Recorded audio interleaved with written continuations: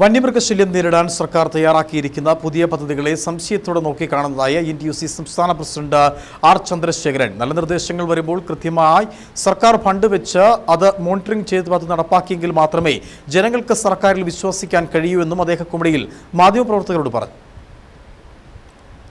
പക്ഷേ ആ പദ്ധതികൾ നടപ്പാക്കണം. നാളിതുവരെ പറഞ്ഞിട്ടുള്ള പദ്ധതികൾ ഒന്നും കൃത്യമായി നടപ്പാക്കി വിജയിപ്പിക്കാൻ കഴിയാത്ത ഗവൺമെൻറ്റുകളുടെ പദ്ധതി പ്രഖ്യാപനങ്ങൾ സംശയത്തോടു കൂടിയാണ് NTUC അടക്കമുള്ള ജനങ്ങൾ കേരളത്തിൽ കാണുന്നത്.